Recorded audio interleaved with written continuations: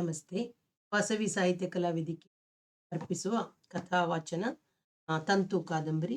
ಕಳೆದ ಬಾರಿ ವಾಚನದಲ್ಲಿ ಅನೂಪ ಆ, ಊಟವನ್ನು ತಗೊಂಡು ಹೋದ್ಮೇಲೆ ಅಲ್ಲಿ ಮಾತನಾಡಿದಾಗ ಅವನು ಅನಗತ್ಯವಾಗಿ ಸುಳ್ಳು ಹೇಳಿರುವುದನ್ನು, ಯಾಕೆ ಸುಳ್ಳು ಹೇಳುವ ಅಭ್ಯಾಸವನ್ನ ಬೆಳೆಸ್ಕೊಂಡಿದೆಯಾ ಎಂದು ಪ್ರಸ್ತಾಪಿಸಿದ್ದು ಹೊನ್ನತ್ತಿಯವರು.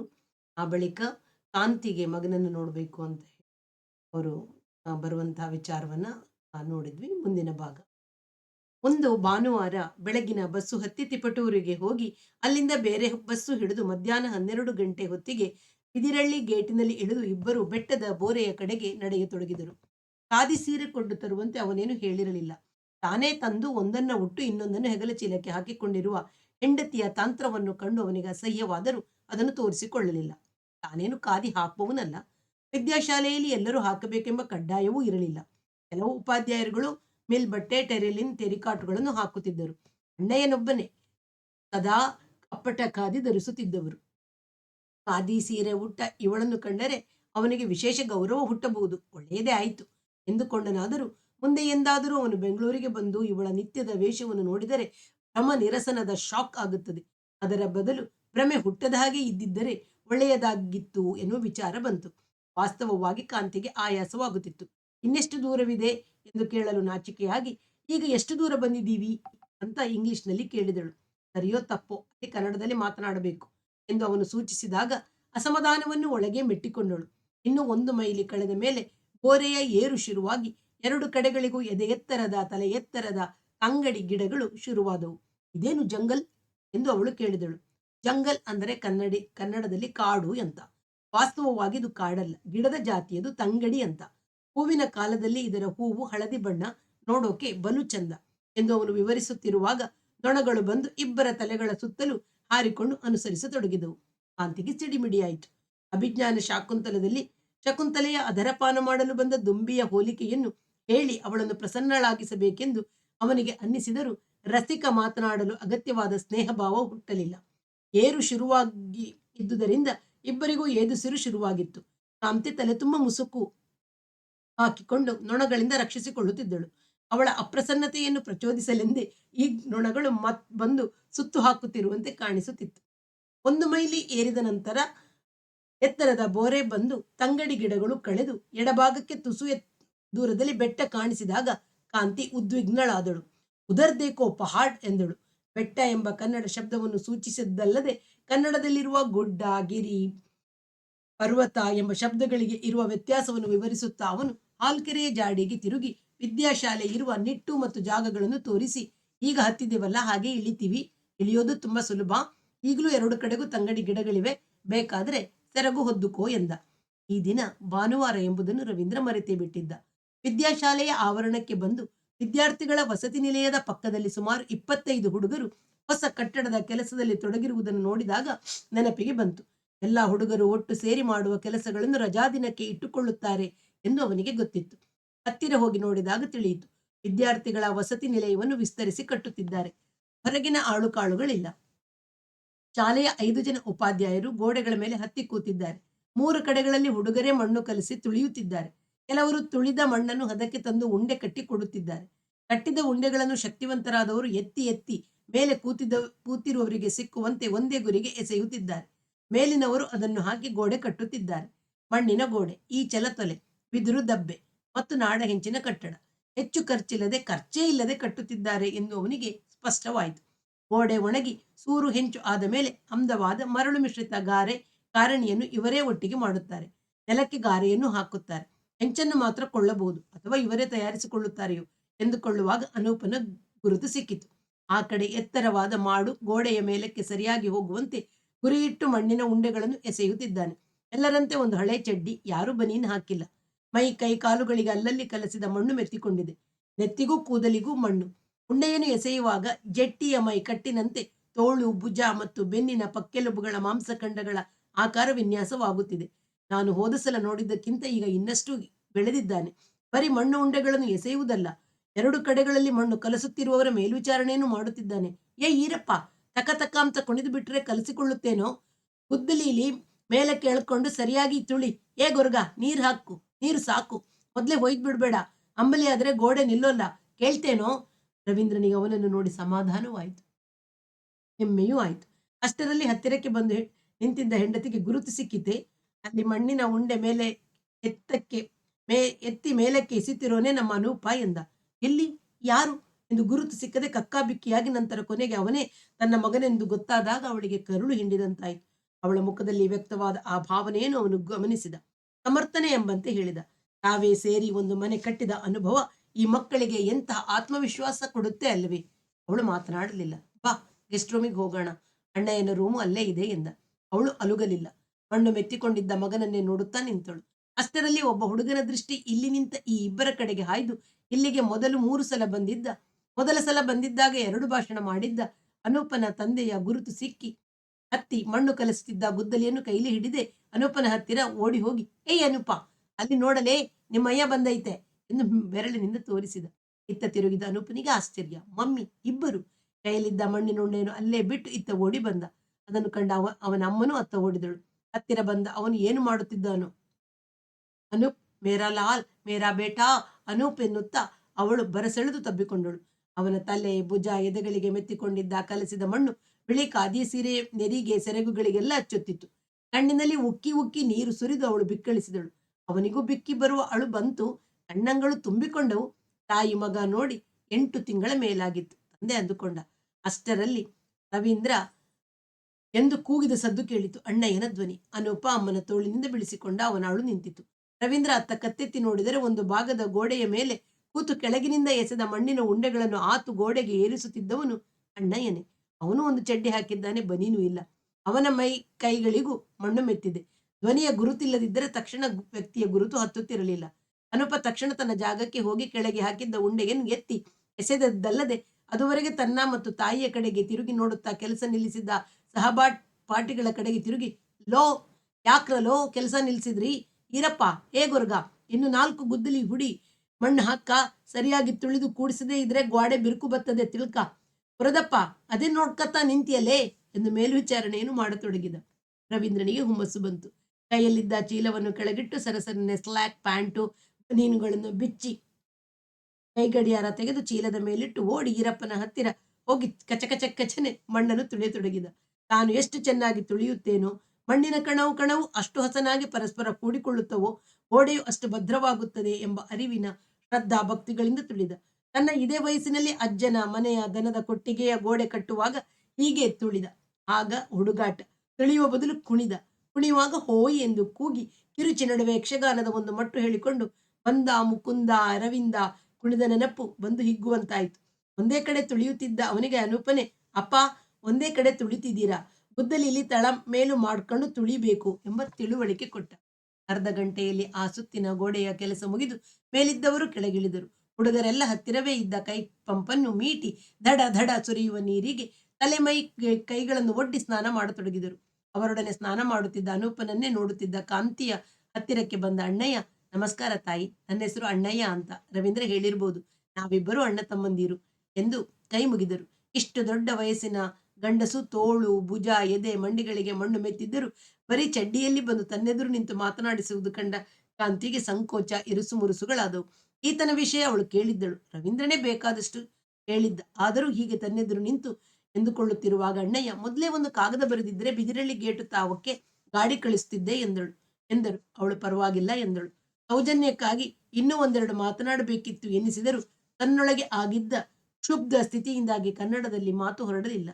ಧನ್ಯವಾದ, ನಮಗೆ ಆಯಾಸವೇನೂ ಆಗಲಿಲ್ಲ ಎಂದು ಹಿಂದಿಯಲ್ಲಿ ಹೇಳಿದಳು. ಇವಳು ಹಿಂದಿ ಜನದವಳೆ. ರವೀಂದ್ರ ತನಗೆ ಹೇಳಿದ್ದ ಪ್ರಕಾರ ಉತ್ತರದಲ್ಲಿ ನೌಕರಿ ಮಾಡುತ್ತಿದ್ದ ಕನ್ನಡಿಗ ಕುಟುಂಬದ ಮಗಳು ಎಂದು ಅವರ ನೆನಪು. ಅವರಿಗೆ ಹಿಂದಿ ಬರದೇ ಇಲ್ಲ. ಗಾಂಧಿ ಪ್ರಭಾವಕ್ಕೆ ಒಳಗಾದ ಮೇಲೆ ತಾವೇ ಪಾಠ ಹೇಳಿಸಿಕೊಂಡು ಹಿಂದಿಯನ್ನು ಕಲಿತಿದ್ದರು. ಅಷ್ಟರಲ್ಲಿ ಇಲ್ಲಿಗೆ ಬಂದ ಅನೂಪನಿಗೂ ಹಿಂದಿ, ಇಂಗ್ಲಿಷ್ ಮಾತ್ರ ಬರುತ್ತಿದ್ದವು. ಕನ್ನಡ ಸರಿಯಾಗಿ ಮಾತನಾಡಲು ಕೂಡ ಬರುತ್ತಿರಲಿಲ್ಲ ಎಂಬುದು ನೆನಪಾಯಿತು. ನಡಿರಿ, ಅತಿಥಿ ಕೋಣೆಗೆ, ಸ್ನಾನ ಮಾಡಿ ಅಡಿಗೆಯಾಗಿದೆ ಎಂದು ಕನ್ನಡದಲ್ಲಿಯೇ ಹೇಳಿ ರವೀಂದ್ರ ನೆಲದ ಮೇಲಿಟ್ಟಿರುವ ಚೀಲವನ್ನು ಎತ್ತಿಕೊಂಡರು. ಅವಳು ಕೈ ಪಂಪಿನಿಂದ ಸುರಿಯುವ ತಣ್ಣೀರಿಗೆ ತಲೆ ಕೊಟ್ಟು ಅನೂಪ ಸ್ನಾನ ಮಾಡುವುದನ್ನು ಹಿಂದಿರುಗಿ ನೋಡುತ್ತಾ ಅಣ್ಣಯ್ಯನ ಹಿಂದೆ ಹೋದಳು. ಎಲ್ಲ ಹುಡುಗರ ಜೊತೆಯಲ್ಲಿ ಇವರಿಗೂ ಬಡಿಸಿದರು. ಮುದ್ದೆ ಅನ್ನುವುದು ಇವಳು ಕೇಳಿದ್ದಳು, ನೋಡಿರಲಿಲ್ಲ. ರಾಗಿ ಎಂಬ ಧಾನ್ಯವು ಬಡವರು ತಿನ್ನುವ ಒಂದೇ ಬಗೆಯ ಬಾಜಾರ ಎಂದು ತಿಳಿದಿದ್ದಳು. ಎಲ್ಲ ಹುಡುಗರು ಅದನ್ನೇ ಬಲು ಪ್ರೀತಿಯಿಂದ ಸಾರಿನಲ್ಲಿ ಹೊರಳಿಸಿ ನುಂಗುತ್ತಿದ್ದುದನ್ನು ನೋಡಿದಾಗ ಅನುಪನ ಊಟವನ್ನು ಗಮನಿಸುವ ಇಚ್ಛೆಯಾಯಿತು. ಆದರೆ ಅವನು ಆ ದಿನ ಬಡಿಸುತ್ತಿದ್ದ. ವಾರಕ್ಕೆ ಒಪ್ಪತ್ತು ಬಡಿಸುವ ಡ್ಯೂಟಿ ಪ್ರತಿಯೊಬ್ಬರಿಗೂ ಬೀಳುತ್ತಿತ್ತು. ಈಗ ಬಡಿಸುವುದು ಅವನ ಪಾಳಿಯಾಗಿತ್ತು. ಅಷ್ಟು ಕೆಲಸ ಮಾಡಿರುವ ಹುಡುಗ ತಕ್ಷಣ ಊಟ ಮಾಡಲಿ ಎನ್ನುವ ಕನಿಕರವೂ ಇಲ್ಲ ಈ ಗಾಂಧಿ ಶಾಲೆಯಲ್ಲಿ ಎಂದುಕೊಂಡಳು. ರವೀಂದ್ರ ಮುದ್ದೆ ಹಾಕಿಸಿಕೊಂಡ. ಹತ್ತಿರ ಬಂದು ಉಪಚಾರ ಹೇಳಿದ. ಅಣ್ಣಯ್ಯ, ನಿಮಗೆ ಅಭ್ಯಾಸವಿಲ್ಲ, ರೂಢಿ ಇಲ್ಲದವರಿಗೆ ಅರಗೋದು ಕಷ್ಟವಾಗಬಹುದು, ನೀವು ಬರೀ ಅನ್ನ ತಿನ್ನಿ ಎಂದರು. ಊಟವಾದ ಮೇಲೆ ರವೀಂದ್ರ ಅಣ್ಣಯ್ಯನ ಕೋಣೆಗೆ ಹೋದ. ಕಾಂತಿ ಅತಿಥಿ ಕೋಣೆಯಲ್ಲಿ ನೆಲದ ಮೇಲೆ ಹಾಸಿದ್ದ ಚಾಪೆ ಮತ್ತು ಕಂಬಳಿಯ ಮೇಲೆ ಕೂತಿದ್ದಳು. ಬೆಳಗ್ಗೆ ಬೇಗ ಎದ್ದು ಬಸ್ ಪ್ರಯಾಣ 4 ಮೈಲ್ ಎರಡಿಗೆಗಳಿಂದ ಅವಳಿಗೆ ನಿದ್ರೆ ಎಳೆಯುತ್ತಿತ್ತು.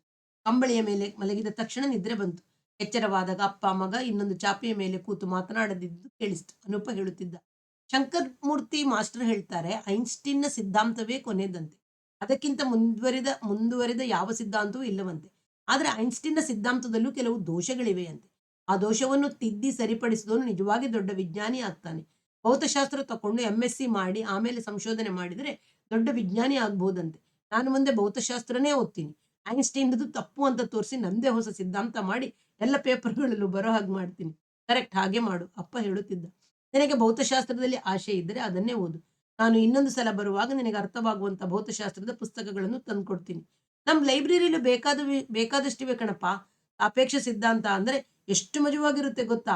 ಶಂಕರಮೂರ್ತಿ ಮಾಸ್ಟರ್ ಹೇಳ್ತಾ ಇರ್ತಾರೆ, ಭೂಮಿ ಮೇಲೆ 70 kg ತೂಗುವ ಮನುಷ್ಯ ಚಂದ್ರನ ಮೇಲೆ 13.33 kg ತೂಗುತ್ತಾನೆ.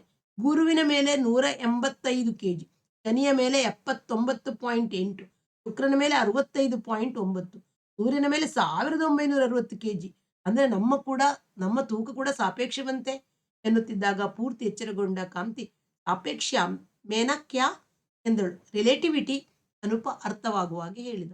ಹಾಗಂತ ಹೇಳ್ಕೊಡಕ್ಕೆ ಏನ್ ಕಷ್ಟ ಇವರಿಗೆ, ಸಾಪೇಕ್ಷವಂತೆ ಸಾಪೇಕ್ಷ ಎಂದಳು. 8 ತಿಂಗಳಲ್ಲೇ ಮಗ ಬೇರೆ ಭಾಷೆಯೇ ಗೊತ್ತಿಲ್ಲದವರಂತೆ ಬರೀ ಕನ್ನಡದಲ್ಲಿ ಮಾತನಾಡುವುದನ್ನು ಕೇಳಿ ಅಷ್ಟರಲ್ಲಿ ಅವಳಿಗೆ ಪೂರ್ತಿ ಎಚ್ಚರವಾಯಿತು. ಕಣ್ಣು ಬಿಟ್ಟು ನೋಡಿದಳು.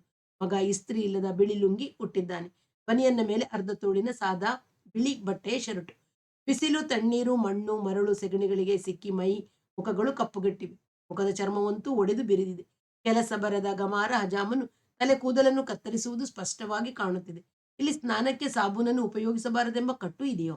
ಮಣ್ಣಿನ ಕೆಲಸ ಮಾಡಿದ ಮೇಲೆ ಎಲ್ಲರೂ ಕೈಪಂಪಿನಿಂದ ಸುರಿಯುವ ನಳಿಗೆಗೆ ತಲೆ ಮೈಗಳನ್ನು ಒಡ್ಡಿ ಬರೀ ತಿಕ್ಕಿಕೊಂಡರೆ ಹೊರತು ಸೋಪು ಹಚ್ಚಿದ್ದು ಕಾಣಲಿಲ್ಲ. ಕೇಳಿದಳು, ಬೇಟಾ, ಸೋಪು ಬಳಸ್ಕೊಡುದು ಅಂತ ಇಲ್ಲಿ ನಿಯಮ ಇದೆಯಾ? ಏನಿಲ್ಲ, ಎಷ್ಟೋ ಜನ ಉಪಯೋಗಿಸ್ತೀವಿ. ಮಣ್ಣಿನ ಮೈ ತೊಳೆಯುವಾಗ ಯಾರು ಹಾಕ್ಲಿಲ್ಲ ಅಮ್ಮ. ಮೈಗೆ ಮಣ್ಣು ಮೆತ್ತಿದಾಗ ಸೋಪಿನ ಅಗತ್ಯವೂ ಇಲ್ಲ, ಹೀಗೆ ಅಗತ್ಯವೂ ಇಲ್ಲ. ಮಣ್ಣಿನಲ್ಲಿ ಚರ್ಮಕ್ಕೆ ಹಾನಿ ಮಾಡುವ ಯಾವ ಕ್ರಿಮಿಯೂ ಇರೋಲ್ಲ. ಚಂದ್ರಶೇಖರ್ ಡಾಕ್ಟರ್ ಕೈಯಲ್ಲಿ ಹೇಳಿಸ್ತೀನಿ ಬಾ, MBBS ಮಾಡಿದ್ದಾರೆ, ಅವರೇ ಹೇಳಿದ್ರು. ದೊಡ್ಡಪ್ಪ ಒಂದು ದಿನನೂ ಸೋಪ್ ಹಾಕಲ್ಲ, ಕಡಲೆ ಹಿಟ್ಟು ಹಾಕ್ತಾರೆ ಅಥವಾ ಸೀಗೆ ಪುಡಿ. ಯಾರು ದೊಡ್ಡಪ್ಪ ಅಂದ್ರೆ ಯಾರು ಅಂತ ನೀವು ಹೇಳಿಲ್ವೇನಪ್ಪ ಅಮ್ಮನಿಗೆ? ಅನೂಪ ತಂದೆಯನ್ನು ಕೇಳಿದ. ಅವಳಿಗೆ ಅರ್ಥವಾಯಿತು, ಆದರೆ ಆದಂತೆ ತೋರಿಸಿಕೊಳ್ಳಲಿಲ್ಲ. ಅವಳು ಹಿಂದಿಯಲ್ಲಿ, ಅವನು ಕನ್ನಡದಲ್ಲಿ ಮಾತನಾಡುತ್ತಿದ್ದರು. ಯಾವತ್ತೂ ಅವನು ತನ್ನೊಡನೆ ಹಿಂದಿ ಅಥವಾ ಇಂಗ್ಲಿಷ್ನಲ್ಲಿ ಆಡುತ್ತಿದ್ದ. ಈಗ ದೂರವಾಗುತ್ತಿದ್ದಾನೆ ಅನ್ನಿಸಿತು. ಅಥವಾ ಹಿಂದಿ ಇಂಗ್ಲಿಷ್ಗಳನ್ನು ಮರೆತೇ ಬಿಟ್ಟಿದ್ದಾನೆಯೋ? ಮಲಗಿದವಳು ಎದ್ದು ಹತ್ತಿರ ಬಂದು ಅವನ ಮುಂಗೈ, ಕೆನ್ನೆ, ಹಣೆಗಳನ್ನು ಮುಟ್ಟಿ ಸವರಿ ಹೇಳಿದಳು, ಬಿಸಿಲು, ತಣ್ಣೀರು, ಗಾಳಿ, ಮಣ್ಣು, ಮರಳು ಹೋಗ್ಲಿ, ದಿನ ರಾತ್ರಿ ಮಲಗುವಾಗ ಒಂದಿಷ್ಟು ಕ್ರೀಮ್ ಆದ್ರೂ ಹಚ್ಕೋಬಾರ್ದ? ಅದೆಲ್ಲ ಹೆಂಗಸರಿಗೆ ಅಂತ ಅಂದುಬಿಟ್ಟ. ಅಷ್ಟರಲ್ಲಿ ಹೊರಗಿನಿಂದ ಅಣ್ಣಯ್ಯ ಧ್ವನಿ ರವೀಂದ್ರ ಎಂದು ಕರೆದಿದ್ದು ಕೇಳಿತು. ಬಾ ಬಾ, ರವೀಂದ್ರ ಕರೆದ. ಬಾಗಿಲನ್ನು ತೆಗೆದು ಒಳಗೆ ಬಂದ ಅಣ್ಣಯ್ಯ ಬಿಳಿ ಖಾದಿ ಲುಂಗಿ ಉಟ್ಟು ಖಾದಿ ಜುಬ್ಬ ತೊಟ್ಟಿದ್ದರು. ತಲೆ ಸನ್ಯಾಸಿ ಅಥವಾ ಬ್ರಹ್ಮಚಾರಿಯಂತೆ ನುಣ್ಣಗೆ ಬೋಳಿಸಿತ್ತು. ಕಾಂತಿಯ ಕಡೆಗೆ ತಿರುಗಿ, ಒಂದಿಷ್ಟಾದ್ರೂ ನಿದ್ದೆ ಮಾಡಿದ್ರಾ ಎಂದರು. ಅವರಿಬ್ಬರನ್ನು ಅಲ್ಲೇ ಬಿಟ್ಟು ಅಣ್ಣಯ್ಯ ರವೀಂದ್ರನನ್ನು ಕರೆದುಕೊಂಡು ತಮ್ಮ ಕೋಣೆಗೆ ಹೋದರು. ಕೋಣೆಯಲ್ಲಿ ತಾವಿಬ್ಬರೇ ಉಳಿದ ಮೇಲೆ ಅನೂಪ ಕೇಳಿದ, ನನ್ನ ಫ್ರೆಂಡ್ ಈರಪ್ಪ ಏನಂದ ಗೊತ್ತಾ? ನಿಮ್ಮಮ್ಮ ಯಾಕೆ ಗಂಡಸರಾಗೆ ಕ್ರಾಪ್ ಕಟ್ ಮಾಡಿಸ್ಕೊಂಡಿದೆ? ಅದು ಕ್ರಾಪ್ ಕಟ್ ಅಲ್ಲ ಕಣೋ, ಬಾಬ್. ಅಂದ್ರೆ ಅವನಿಗೆ ವ್ಯತ್ಯಾಸನೇ ತಿಳಿಯೋಲ್ಲ. ಕಾಂತಿಗೆ ಕೈಯೆಲ್ಲ ಉರಿಯಲು ಶುರುವಾಯಿತು. ಇಂಥ ಹಳ್ಳಿ ಗುಗ್ಗುಗಳ ನಡುವೆ ಬೆಳೆಯುವ ತನ್ನ ಮಗ ಮುಂದೆ ಏನಾಗಬೇಡ ಎಂದು ಒಳಗೆ ತಳಮಳ ಗುಟ್ಟುತ್ತಿದ್ದ ಅವಳ ಆತಂಕಕ್ಕೆ ಈಗ ಖಚಿತ ರೂಪ ಸಿಕ್ಕಿತು. ಅವನ ಕೈ ಹಿಡಿದು ಕೇಳಿದಳು, ಮಗು, ನಾನೊಂದು ಪ್ರಶ್ನೆ ಕೇಳ್ತೀನಿ, ನಿಜವಾದ ಉತ್ತರ ಹೇಳಬೇಕು. ನಿನ್ನ ಡ್ಯಾಡಿ ಎದುರಿಗಿಲ್ಲ, ಅವರ ಅಂಜಿಕೆ ಸಂಕೋಚಗಳಿಲ್ಲದೆ ಹೇಳಬೇಕು. ಹೇಳ್ತೀಯಾ? ಕೇಳು, ನಾನು ಯಾರಿಗೂ ಹೆದರಲ್ಲ, ಸಿಂಹದ ಮರಿ ಯಾರಿಗೂ ಹೆದರಲ್ಲ ಅಂತ ವಿವೇಕಾನಂದರೇ ಹೇಳಿದ್ದಾರೆ. ನೀನು ಇಲ್ಲಿ ಸುಖವಾಗಿದ್ದೀಯಾ? ಈ ಮಣ್ಣು, ಈ ಕೆಲಸ, ಈ ಹಳ್ಳಿಗರ ಕೂಲಿ ಜೀವನ, ನಿಜ ಹೇಳು, ಸುಖವಾಗಿದ್ದೀಯಾ? ಬೆಂಗಳೂರಿನಲ್ಲಿದ್ದ ಹಾಗೆ ಸುಖವಾಗಿರ್ಬೇಕು, ಒಳ್ಳೆ ಸ್ಕೂಲಿಗೆ ಹೋಗ್ಬೇಕು ಅನ್ಸೋಲ್ವೇ? ನನಗೆ ಗೊಂದಲವಾಯಿತು. ಉತ್ತರ ತಿಳಿಯದೆ ಗಲಿಬಿಲಿಗೊಳ್ಳುತ್ತಿರುವಾಗ ಅವಳು ಬಾಗಿ ಅವನನ್ನು ತಬ್ಬಿಕೊಂಡಳು. ಅವಳಿಗೆ ಅಳು ಬರತೊಡಗಿತು. ಬಿಕ್ಕಿ ಬಿಕ್ಕಿ ಅಳುತ್ತಾ ಸಣ್ಣಗೆ ಕತ್ತರಿಸಿದ್ದ ಅವನ ತಲೆಯನ್ನು ಸವರತೊಡಗಿದಳು. ಅವನಿಗೂ ಅಳು ಬಂತು. ನಂಗೊತ್ತು ಬೇಟ, ನೀನು ಸುಖವಾಗಿಲ್ಲ ಅಂತ. ಎಂದು ಸಮಾಧಾನಪಡಿಸಿದರು. ತಮ್ಮ ಕೋಣೆಗೆ ಕರೆದೊಯ್ದ ರವೀಂದ್ರನನ್ನು ಚಾಪೆಯ ಮೇಲೆ ಗೋಡೆಯವರೆಗೆ ಕುಳ್ಳಿಸಿದ ಅಣ್ಣಯ್ಯ ಕೇಳಿದರು, ಏನಪ್ಪಾ, ಏನಂತೀಯ ಮಗನ ವಿಷಯ? ನಿಜವಾಗಿಯೂ ಉತ್ತಮನಾಗಿದ್ದಾನೆ ಅನ್ನಿಸ್ತದೆ. ಉತ್ಸಾಹದಿಂದ ಮಣ್ಣಿನ ಕೆಲಸ ಮಾಡ್ತಿದ್ದದನ್ನು ನಾನೇ ನೋಡಿದ್ನಲ್ಲ. ಈಗ ಹೇಳ್ತಿದ್ದ, ಐನ್ಸ್ಟೀನ್ ಸಿದ್ಧಾಂತದಲ್ಲಿ ಕೆಲವು ತಪ್ಪುಗಳಿವೆಯಂತೆ. ಮುಂದೆ ಭೌತಶಾಸ್ತ್ರದಲ್ಲಿ MSc ಮಾಡಿದ್ಮೇಲೆ ಅದನ್ನೆಲ್ಲ ತಿದ್ದಿ ದೊಡ್ಡ ವಿಜ್ಞಾನಿ ಆಗ್ತಾನೆ. ನೋಡು, ಹುಡುಗರಲ್ಲಿ ಈ ವಯಸ್ಸಿನಲ್ಲಿ ಈ ತರ ಕನಸು ಹುಟ್ಟಿಸಿದರೆ ಮುಕ್ಕಾಲ್ ಕೆಲಸ ಮುಗೀತು ಅಂತ ನನ್ನ ಲೆಕ್ಕ. ಅವನು ನನ್ನ ಕೈಲೂ ಹೇಳ್ತಿರ್ತಾನೆ, ಐನ್ಸ್ಟೀನ್ ಸಿದ್ಧಾಂತವನ್ನ ತಿದ್ದುತ್ತೀನಿ ಅಂತ. ಒಂದೊಂದ್ಸಲ ವಿವೇಕಾನಂದರ ಹಾಗೆ ದೊಡ್ಡ ಸನ್ಯಾಸಿಯಾಗಿ UN ಗೆ ಹೋಗಿ ಪ್ರಪಂಚದಲ್ಲಿ ಇನ್ನು ಮುಂದೆ ಯಾವ ದೇಶವೂ ಇನ್ನೊಂದು ದೇಶದ ಮೇಲೆ ಯುದ್ಧ ಹೂಡಬಾರದು, ಮಾಡಬಾರದು, ಹಾಗೆ ಭಾಷಣ ಮಾಡ್ತೀನಿ ಅಂತ ಹೇಳ್ತಾನೆ. ಇನ್ನೊಂದು ಸಲ ತಾನೇನಾದರೂ ಪ್ರಧಾನಮಂತ್ರಿ ಆದ್ರೆ ಹೆಂಡ, ಬೀಡಿ, ಸಿಗರೇಟ್, ಕೆಟ್ಟ ದಾರಿಗೆ ಹಚ್ಚುವ ಸಿನಿಮಾ ಇವುಗಳನ್ನೆಲ್ಲ ನಿಷೇಧಿಸ್ಬಿಡ್ತೀನಿ ಅಂತ ಹೇಳಿದ. ನನ್ನನ್ನು ಮೆಚ್ಚಿಸೋಕೆ ಆಡಿದ ಮಾತಲ್ಲ, ಅವನು ನಿಜವಾಗಿ ಹಾಗೆ ಅನ್ನಿಸಿದೆ. ಓದೋದ್ರಲ್ಲೂ ಚೆನ್ನಾಗಿದ್ದಾನೆ, ಶರೀರದ ಕೆಲಸ ಕಷ್ಟಪಟ್ಟು ಮಾಡ್ತಾನೆ, ಜೊತೆಗೆ ನಾಯಕ ಗುಣ ಇದೆ. ಇಷ್ಟು ಕೆಲಸ ಅಂತ ಅವನಿಗೆ ವಹಿಸಿ ಅವನ ಜೊತೆಗೆ 10 ಹುಡುಗರನ್ನು ಕೊಟ್ರೆ ಯಾರು ಯಾರಿಂದ ಎಷ್ಟು ತೆಗಿಬೇಕು ಅನ್ನೋದು ಯೋಚನೆ ಮಾಡಿ 1 ಗಂಟೆ ಮೊದಲೇ ಮುಗಿಸಿರ್ತಾನೆ. ಕೆಲಸ ತೆಗೆಯೋದ್ರಲ್ಲಿ ಒಂಥರ ನಿರ್ದಯ ಇರುತ್ತೆ. ಇದನ್ನು ತೆಗೆದಬೇಕು. ಪ್ರೀತಿಯಿಂದ ಸಂಗಡಿಗರನ್ನ ನಡೆಸ್ಕೊಂಡು ಕೆಲಸ ಮಾಡಿಸ್ಬೇಕು. ಇವನಲ್ಲಿ ಅಧಿಕಾರ ಚಲಾಯಿಸುವ ಫೌಜುದಾರಿ ಗುಣ ಇದೆ. ಮಾನವ ಪ್ರೀತಿ ಅಂತಃಕರಣ ಇಲ್ಲ. ಮೇಣ ಇದು ಬೆಳೆದರೆ ಫೌಜುದಾರಿ ಹೋಗುತ್ತೆ. ಬೆಂಗಳೂರಿನಲ್ಲಿದ್ದ ಸ್ಥಿತಿಗೆ ಹೋಲಿಸಿದರೆ ಮಗ ಈಗ ತಲುಪಿರುವ ಹಂತ ಗಣನೀಯವಾದುದು ಎಂದು ಅವನು ಭಾವಿಸಿದ. ಇಲ್ಲಿರುವ ಇನ್ನು 3 ವರ್ಷದಲ್ಲಿ ಅಣ್ಣಯ್ಯ ಅವನನ್ನು ಇನ್ನೂ ಉತ್ತಮನನ್ನಾಗಿ ಮಾಡುವುದರಲ್ಲಿ ಸಂಶಯವಿಲ್ಲ ಎಂಬ ನಂಬಿಕೆ ರವೀಂದ್ರನಲ್ಲಿ ಈ ಹಿಂದೆಯೇ ಹುಟ್ಟಿತ್ತು. ಅಣ್ಣಯ್ಯ ಅಲ್ಲಿಂದ ವಿದ್ಯಾಶಾಲೆಯ ವಿಷಯಕ್ಕೆ ಬಂದರು. ಈ ಸಂಸ್ಥೆಯನ್ನು ಕಟ್ಟಲು ಮೊದಲು ಈಚಲವನವಾಗಿದ್ದ 120 ಎಕರೆ ಭೂಮಿಯನ್ನು ದಾನವಾಗಿ ಕೊಟ್ಟ ಸೌದರೇಗೌಡರ ಮೊಮ್ಮಗ, ಅಂದ್ರೆ ಮಗ ಪರಶುರಾಮೇಗೌಡ ಅನ್ನುವವನು ರಾಮನಗರದಲ್ಲಿ ಶಿರಸ್ತೆದಾರನಾಗಿದ್ದಾನೆ. ಹಿಂದುಳಿದ ಜಾತಿ ಎಂದು ಬೇಗ ಇನ್ನೊಂದು ಬಡ್ತಿ ಕೊಟ್ಟರೆ ತಹಶೀಲ್ದಾರನಾಗ್ತಾನೆ. 32 ವರ್ಷ ವಯಸ್ಸು. ಊರಿನಲ್ಲಿ ಹೊಲ, ಗದ್ದೆ, ತೆಂಗಿನ ತೋಟ ಎಲ್ಲ ಇದೆ. ಅವನ ಸೋದರತ್ತೆ ಅಂದ್ರೆ ಸೌದರೇಗೌಡರ ಮಗಳು ಒಬ್ಬ ವಿಧವೆ ಇಲ್ಲಿದ್ದು ನೋಡ್ಕೋತಿದ್ದಾಳೆ. ಅವಳಿಗೆ ಮಕ್ಕಳು ಮರಿ ಏನೂ ಇಲ್ಲ. ಪರಶುರಾಮೇಗೌಡ ಆಗಾಗ ಬಂದು ಯಜಮಾನಿಕೆ ಮಾಡುತ್ತಾನೆ. ತಾನಿರುವ ಸರ್ಕಾರಿ ಕೆಲಸದಲ್ಲೂ ಸಾಕಷ್ಟು ಲಂಚ ಹೊಡೆದು ಬೆಂಗಳೂರಿನಲ್ಲಿ 2 ಮನೆ ಗಟ್ಟಿಸಿ ಬಾಡಿಗೆಗೆ ಕೊಟ್ಟಿದ್ದಾನೆ. 2 ವರ್ಷದ ಹಿಂದಿನ ತನಕ ಖಾಲಿ ಗುಮಾಸ್ತೆಯಾಗಿದ್ದವನಿಗೆ ಎಲ್ಲಿಂದ ಬಂತು ಇಷ್ಟು ದುಡ್ಡು ಅಂತ ಯಾರು ಕೇಳಿದ್ರು ಊರಿನ ಜಮೀನಿಂದ ಅಂತ. ಹೆಡ್ ಗುಮಾಸ್ತೆಯಾದವನು ಮೋಟರ್ ಬೈಕ್ ಇಟ್ಟುಕೊಂಡು ಪ್ರತಿ ವಾರ ಇಷ್ಟು ದೂರದ ಹಾಲು ಕೆರೆಗೆ ಪೆಟ್ರೋಲ್ ಉರಿಸಿ ಓಡಿಸುವಷ್ಟು ಜಮೀನಿನ ಆದಾಯವೇನೂ ಇಲ್ಲ ಅಂತ ಯಾರು ಬೇಕಾದ್ರೂ ಹೇಳ್ಬೋದು. ತಾಲೂಕು ದಣಿ ತಹಸೀಲ್ದಾರ್ನ ಕೈಗೆ ಕೆಳಗಿದ್ದಾನಲ್ಲ, ದಣಿಯ ಹತ್ತಿರ ಇಲ್ದಾಗ ತಾನು ಕಾರು ತಗೋಬಾರದು ಅನ್ನುವ ಎಚ್ಚರದಿಂದ ಇನ್ನೂ ತಗೊಂಡಿಲ್ಲ. ಅವನಿಗೆ ತಹಸೀಲ್ದಾರ್ನಾಗಿ ಬಡ್ತಿ ಸಿಕ್ಕಿದ ತಕ್ಷಣ ಕಾರು ಬಂದು ಬಿಡುತ್ತೆ ಅಂತ ಈ ಊರಲ್ಲಿರೋ ಸೋದರತ್ತೆ ಸಿಂಗಮ್ಮ ಹೇಳ್ತಾಳೆ. ಆ ಯಮ್ಮನಿಗೆ ಇವನ ತಾರಾ ತಿಗಡಿ ಯಾವುದು ಅರ್ಥವಾಗಲ್ಲ. ಅವನ ಸಂಬಳ, ಸಾರಿಗೆ ಲೆಕ್ಕ, ಇತರ ಆದಾಯ ವೆಚ್ಚ ಏನೂ ಗೊತ್ತಾಗಲ್ಲ. ನನಗೆ ತಿಳಿದದ್ದನ್ನ ಸುತ್ತಮುತ್ತಿನವ್ರ ಕೈಲಿ ಮಾತಾಡುತ್ತೆ. ನಮಗೆ ವರ್ತಮಾನ ಬರುತ್ತೆ. ನಾನು ಯಾವಾಗಲಾದರೂ ಊರೊಳಕ್ಕೆ ಹೋದಾಗ ಅವ್ರನ್ನ ಮಾತಾಡ್ಸ್ಕೊಂಡು ಬರ್ತೀನಿ. ನನಗೆ ಬೇರೆ ಮೂಲದಿಂದಲೂ ಸುದ್ದಿ ಬರ್ತಿದೆ. ಅಜ್ಜಯ್ಯ ಈ 120 ಎಕರೆ ಭೂಮಿ 25,000 ರೂಪಾಯಿ ದಾನ ಕೊಟ್ರು ಅಂತ ಹೇಳಿದ್ನಲ್ಲ, ಈ ಸಂಸ್ಥೆ ಆರಂಭವಾದಾಗ ಇದರ ಕಾರ್ಯಕಾರಿ ಸಮಿತಿಗೆ ಅವರನ್ನೊಬ್ಬ ಸದಸ್ಯನನ್ನಾಗಿ ನಾನೇ ಮಾಡಿದ್ದೆ. ನಂಗೆ ಯಾಕಪ್ಪ ಬೇಕು ನಮ್ಮ ಮೆಂಬರ್ ಆಗೋದು, ಅವೆಲ್ಲ ನೀವೇ ಮಾಡ್ಕೊಳ್ಳಿ ಅಂದ್ಬಿಟ್ಟಿದ್ರು ಅಜ್ಜಯ್ಯ. ಒಂದು ಮೀಟಿಂಗಿಗೂ ಬಂದಿರಲಿಲ್ಲ. ಬಂದಿದ್ರೆ ಇವೆಲ್ಲ ಅವರಿಗೆ ಅರ್ಥವಾಗುತ್ತಿತ್ತೋ ಇಲ್ಲವೋ ನಾ ಕಾಣೆ. ಅಜ್ಜಯ್ಯ ಕಾಲವಾದ ಮೇಲೆ ಅವರ ವಂಶದವರು ಒಬ್ರು ಇರ್ಲಿ ಅಂತ ನಾನೇ ಪರಶುರಾಮೇಗೌಡನ ಮೆಂಬರ್ ಮಾಡಿದೆ. ಶುರುವಿನಲ್ಲಿ ಚೆನ್ನಾಗೇ ಇದ್ದ. ಒಂದೊಂದ್ಸಲ ಮೀಟಿಂಗಿಗೆ ಬಂದ್ರೆ ಶಾಲೆ ಹಿತದೃಷ್ಟಿಯಿಂದ ಏನಾದರೂ ಸಲಹೆ ಸೂಚನೆ ಕೊಡ್ತಿದ್ದ. ಈಗ 1 ವರ್ಷದಿಂದ ಅವನ ಚಹರೆ ಬದಲಾಯಿಸ್ಬಿಟ್ಟಿದೆ. ನಮ್ಮಜ್ಜ ಜಮೀನ್ ಕೊಟ್ಟದ್ದು ಸ್ಕೂಲ್ ಮಾಡ್ಲಿ ಅಂತ, ತೆಂಗಿನ ಫಲಸು ಬೆಳೆಸಿ ಲಾಭ ಮಾಡ್ಕೊಳ್ಳಿ ಅಂತ ಅಲ್ಲ. ಹಂಗಿದ್ರೆ ನಾವೇ 120 ಎಕರೆಗೂ ತೆಂಗು ಹಾಕ್ತಿದ್ದೀವಿ ಅಂತಾನೆ. ಇದೇನು ಅಣ್ಣೇಗೌಡನ ಸ್ವಂತ ಆಸ್ತಿ ಅಲ್ಲ, ಬೇಕು ಅಂದ್ರೆ ಸರ್ಕಾರಕ್ಕೆ ಬರೆದು ನಾನೇ ಎಲ್ಲಾನು ವಹಿಸ್ಕೊಳ್ಳಕ್ ಅಧಿಕಾರ ಐತೆ ಅಂದನಂತೆ. ಸೌದರೇಗೌಡರು ದಾನ ಕೊಟ್ಟದ್ದು ನಮ್ಮೂರಿಗೆ ಅನುಕೂಲವಾಗ್ಲಿ ಅಂತ, ಯಾವ ಊರಿನ ಹುಡುಗರನ್ನು ತಂದು ಸೇರಿಸಿ ಅನ್ನ ಹಾಕ್ಲಿ ಅಂತ ಅಲ್ಲ. ಈ ವಿದ್ಯಾಶಾಲೆಯಿಂದ ನಮ್ಮೂರಿಗೆ ಏನು ಅನುಕೂಲವಾಗಿದೆ, ನಾವು ಯಾಕೆ ಸಹಾಯ ಮಾಡಬೇಕು ಅಂತ ಮಾತಾಡಿ ಜನರ ತಲೆ ಕೆಡಿಸ್ತಿದ್ದಾನೆ. ಜನಗಳಲ್ಲಿ ದೊಡ್ಡ ಭಾವನೆ ಬಿತ್ತಿ ಬೆಳೆಸೋದು ಕಷ್ಟ, ಹೀನ ಭಾವನೆ ಪ್ರಚೋದಿಸುವುದು ಸುಲಭ. ಈ ಭಾವನೆ ಪ್ರಚೋದಿಸಿ ಊರ ಜನ ವಿದ್ಯಾಶಾಲೆಗೆ ವಿರುದ್ಧವಾಗುವ ಹಾಗೆ ಮಾಡಿದ್ದಾನೆ. ಈ ಊರಿನಿಂದ ನಮಗೆ ಯಾವ ದಾನ ಧರ್ಮವೂ ಬರ್ತಿಲ್ಲ. ಆದರೆ ಒಂದೊಂದ್ಸಲ ಕೂಲಿ ಆಳುಗಳನ್ನ ಕರಿತೀವಿ, ಅವನು ಬೇಕಾದ್ರೆ ಅದನ್ನ ನಿಲ್ಲಿಸಬಹುದು. ಬೆಟ್ಟದ ಇಳುಕಲಿನಿಂದ ಹರಿಯುವ ನೀರಿಗೆ ಕಟ್ಟೆ ನಮ್ಮ ಭೂಮಿಯ ಬೇಸಾಯಕ್ಕೆ ಅನುಕೂಲ ಮಾಡಿಕೊಂಡಿದ್ದೀವಲ್ಲ, ಈ ಕಟ್ಟೆ ನಮ್ಮೂರ್ ಕೆರೆ ನೀರ್ನ ತಡೀತಿದೆ ಅಂತಿದ್ದಾನಂತೆ. ಕಿರುಕುಳ ಕೊಡಬೇಕು ಅಂದ್ರೆ ಸ್ಥಳೀಕರಿಗೆ 100 ದಾರಿ ಇರುತ್ತೆ. ನಾನೇ ಅವನ್ನ ಕಂಡು ಮೀಟಿಂಗಿಗೆ ಬರ ಹೇಳಿ ಪ್ರೀತಿಯಿಂದ ಮನಸ್ಸು ಗೆಲ್ಲೋಕೆ ನೋಡ್ತಿದ್ದೀನಿ. ಹಂಗೆ ಮಾಡಿದಷ್ಟು ನಾನು ಹೆದರಿದ್ದೀನಿ ಅಂತ ಅರ್ಥ ಮಾಡ್ಕೊಂಡು ಇನ್ನೂ ಪೊಂಗ ನಡಾವಳಿಕೆನೆ ತೋರಿಸ್ತವನೆ.